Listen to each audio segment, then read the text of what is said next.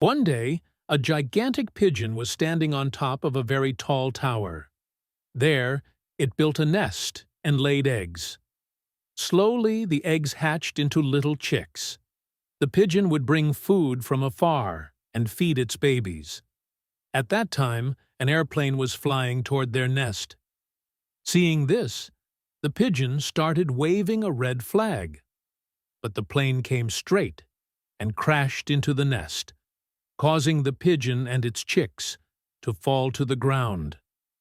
Then the helpless pigeon sat on the ground with its babies and began to cry, because no one liked or subscribed.